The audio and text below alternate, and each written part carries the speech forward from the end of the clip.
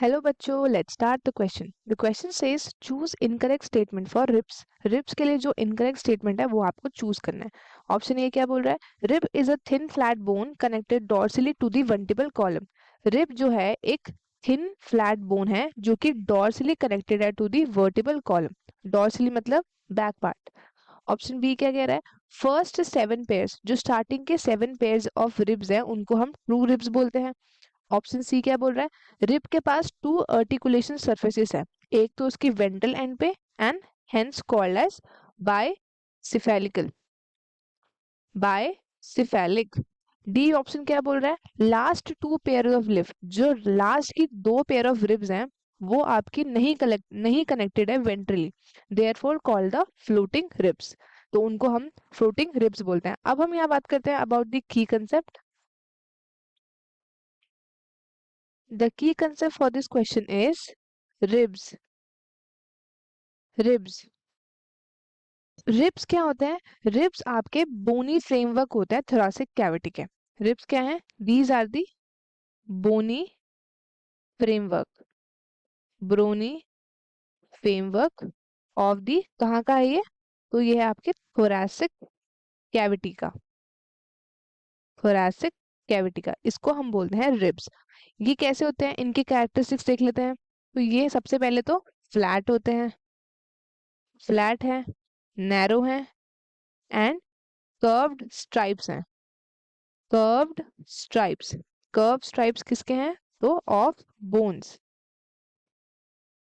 और ये सारे वर्टिब्रेट्स में पाए जाते हैं। ये अटैच कैसे होते हैं? तो ये अटैच होते हैं टू दी वर्टिब्रेट, वर्टिब्रेट से अटैच होते हैं डॉर्सली।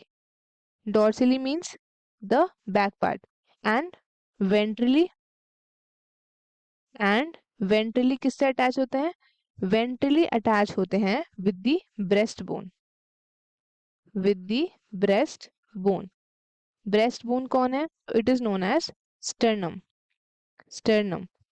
तो ये उसके साथ अटैच होते हैं एंड क्या फॉर्म करते हैं? They form rib cage, rib cage. Now what is rib cage? Rib cage क्या है? तो रिब केज वो स्ट्रक्चर है, या फिर आप कह सकते हो basket like structure. Rib cage is basket like structure, basket like structure. ये किससे बनता है? It is formed from the ribs. ठीक है, और उसके कॉरेस्पॉन्डिंग अटैचमेंट्स किस किस के साथ? एक तो स्टेर्नम के साथ और दूसरा वर्टिबल कॉलम के साथ। ठीक है, किस किस के साथ?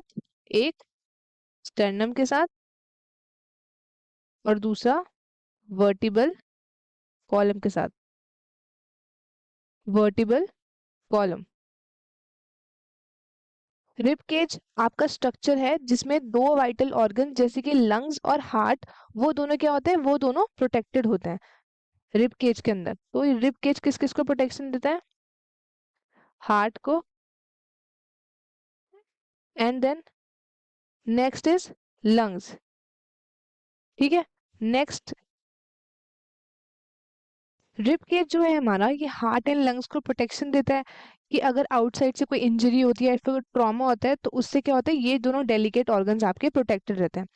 हमारी ह्यूमंस में जो थोरैसिक केज है, थोरैसिक केज, थोरैसिक केज में 12 पेयर्स ऑफ रिब्स होते हैं। क्या होता है? 12 pairs of ribs, 12 pairs of ribs present होते हैं थोरैसिक केज में। और ये रिब्स क्या कहलाते हैं?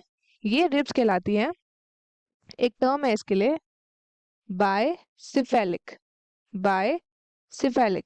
क्योंकि जो ईच रिब दो आर्टिकुलेशन, जो दो आर्टिकुलेशन है वो हर एक रिब्स में प्रेजेंट है at the surface, at the dorsal and. ठीक है, तो ये आपका क्लियर हो गया। सो रिब्स को हम बायसिफेलिक क्यों बोलते हैं? क्योंकि each rib possesses 2 articulation surfaces at its dorsal and.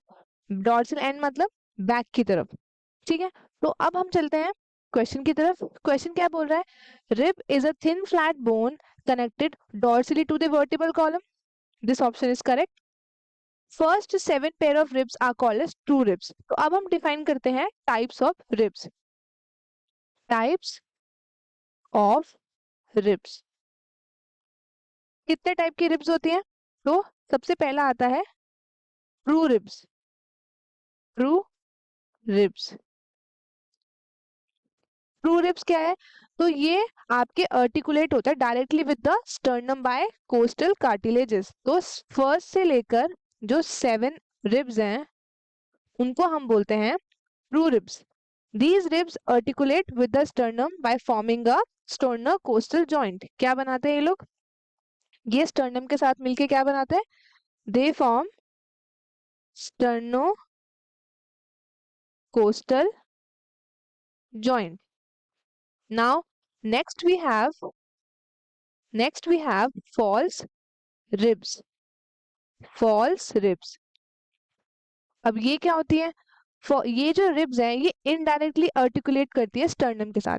जो ऊपर वाली थी ट्रू रिब्स ये डायरेक्टली थी और ये इनडायरेक्टली आर्टिकुलेट करती है स्टर्नम के साथ। क्या होता है? बिकॉज क्यों ऐसा क्यों होता है? क्योंकि इनके जो कोस्टल कार्टिलेजेस हैं वो अटैच होते हैं to the costal cartilage of the 7th rib. ठीक है, तो इसलिए जो हमारे पास है 8th और एक है हमारे पास 9th एंड 10th, ये जो तीनों रिब्स हैं ये आपकी फॉल्स रिब्स हैं। These are known as false ribs. और इनको हम दूसरे नाम से भी बोलते हैं। इनका दूसरा नाम है vertebro chondral ribs. Vertebro chondral ribs, ये इसका दूसरा नाम है। अब हम चलते हैं तीसरे रिब्स की तरफ जिसको हम बोलते हैं floating ribs. Floating ribs. Now what is floating ribs? तो ये रिब्स आपके स्टर्नम के साथ आर्टिकुलेट नहीं करते किसी भी पॉइंट पे। तो ये कौन कौन सी रिब्स हैं? तो we have 11th and 12th ribs.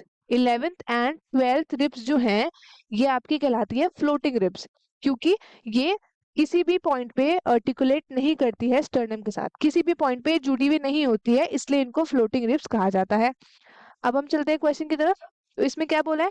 First 7 pairs of ribs are called as true ribs. अभी हमने पढ़ा, this is right. Rib has two articulation surface on its ventricle end and hence it is called as bicephalical।